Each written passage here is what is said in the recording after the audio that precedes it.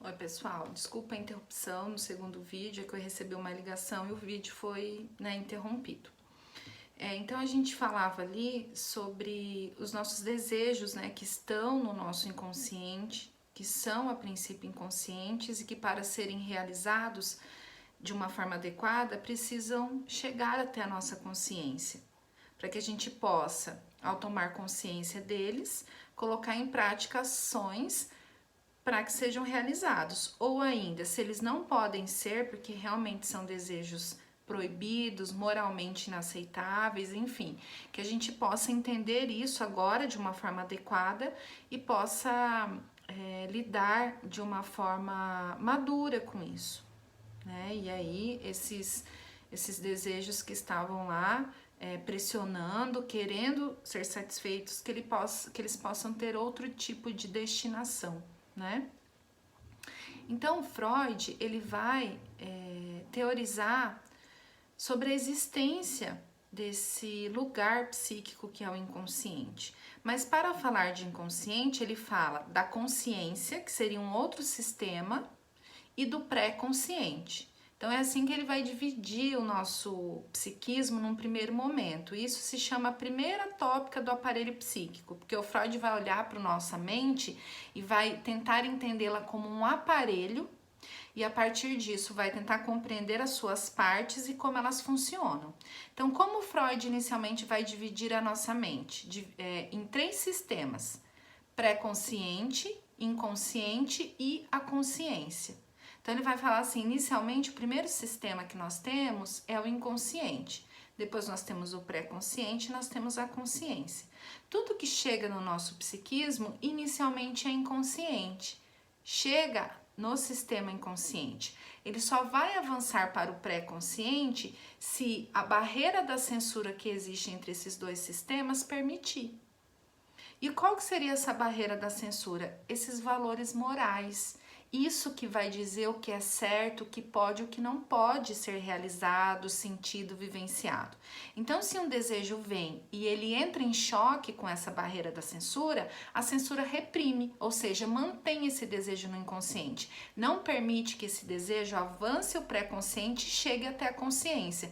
Porque algo para ser realizado, ele precisa, tem que ser reconhecido, de uma forma consciente. Se isso não acontece, ele pode até ter um nível de satisfação, mas vai ser inconsciente, vai ser através de sintomas, ou essas falas que eu disse do cotidiano, um ato falho, um trocar nomes, um esquecer coisas, são modos como o conteúdo inconsciente vai se expressando. Só que são formas muito parcializadas, muito pequenas diante do desejo. Então, são modos incompletos de satisfação, por isso que não funcionam, né? Para que o desejo realmente seja satisfeito, ele tem que alcançar o pré-consciente, que seria o sistema que armazena as nossas memórias conscientes. Tudo aquilo que a gente pode acessar. Por exemplo, se eu falar para vocês agora, se lembrem o que vocês fizeram ontem à noite. Imediatamente a consciência de vocês vai se voltar para esse conteúdo, para a memória do que foi realizado ontem. E a maioria de vocês vai lembrar, Pode não lembrar em muitos detalhes, mas sabe, ontem eu fiquei em casa, assisti um filme, ontem eu encontrei minha namorada, meu namorado, enfim, nós jantamos em casa, Qualquer tipo de lembrança. Então, no nosso pré-consciente são as nossas lembranças que não foram reprimidas. Por isso, não tem nenhuma força que impede elas de serem conscientes. Então, tá tudo que é nosso, da nossa personalidade, que a gente sabe, que a gente reconhece na gente. E que a nossa consciência pode se apropriar disso para realizar, para colocar em prática, enfim, É a nossa parte conhecida, ou que pode ser conhecida pela nossa consciência. Então é assim que o Freud vai dividir o nosso psiquismo num primeiro momento, entre inconsciente, pré-consciente e a consciência.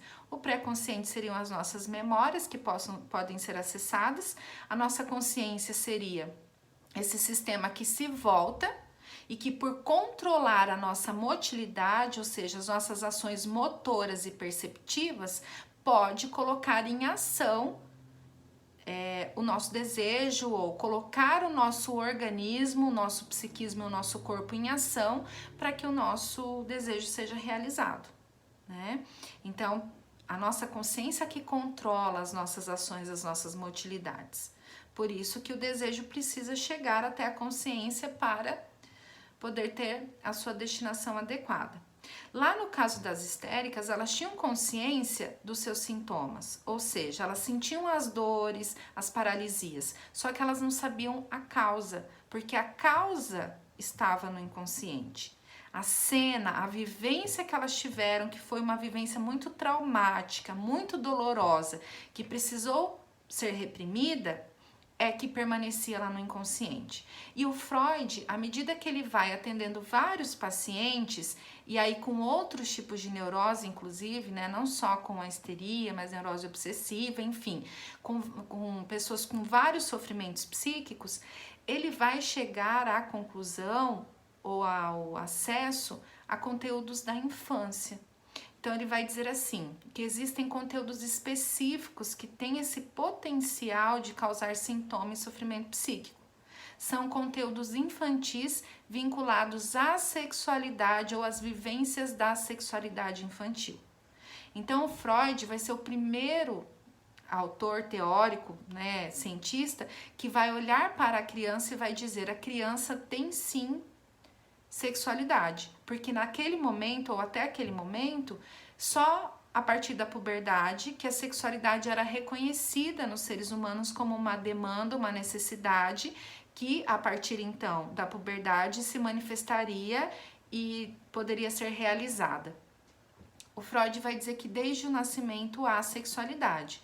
Contudo, o que o Freud chama de sexualidade não é o que nós entendemos como ato sexual. O ato sexual em si é um objetivo da sexualidade adulta. É só o adulto que tem tendências, né, e que vai realizar comportamentos no sentido de manter uma relação sexual adulta. A criança, ela tem vivências de satisfação na relação com o próprio corpo. Contudo, o modo como ela faz isso e o prazer que ela obtém faz o Freud associar ou vincular essas vivências à sexualidade, né? Então ele vai dizer assim, todas as crianças apresentam fases diferentes de vivência da sexualidade.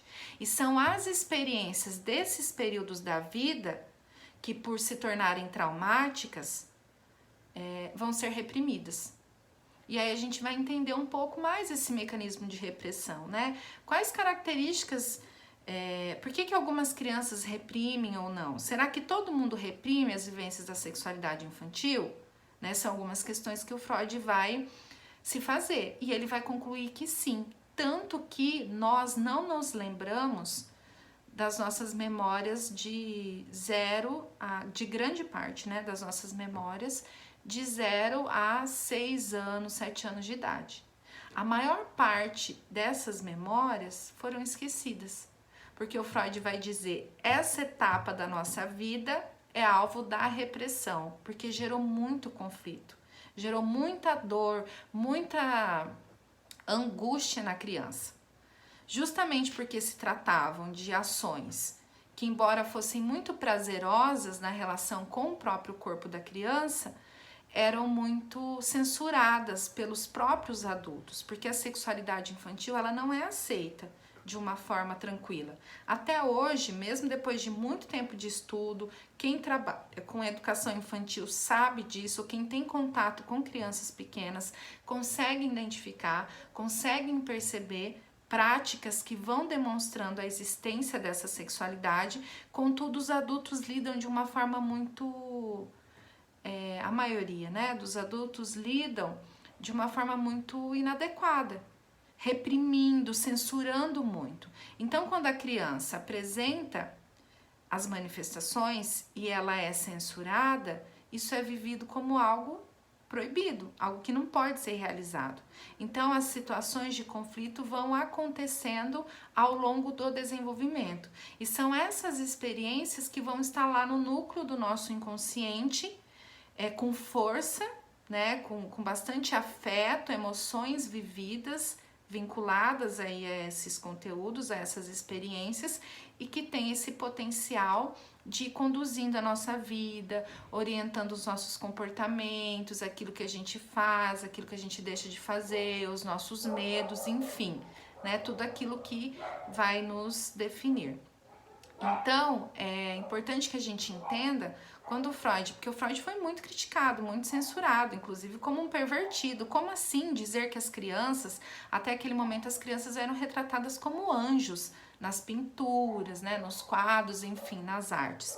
E a partir disso, quando o Freud traz a dimensão da sexualidade, e a sexualidade é olhada como o quê? Como um pecado, como algo da vida adulta que não é algo da qual a gente se orgulhe. E o Freud nada mais do que tornar a sexualidade ou atribuir a sexualidade a dimensão natural é o que ele faz, né? A dimensão humana da sexualidade, da agressividade também, porque ele vai dizer que a criança também sente muita raiva, muito ódio, tanto que a criança pequena, ela morde, ela bate, enfim, ela expressa, né, esses aspectos mais agressivos. Então, isso tudo faz parte da constituição humana. São demandas e necessidades humanas que precisarão ser realizadas e satisfeitas. E é isso que a gente vai, ao longo da vida, tentando fazer.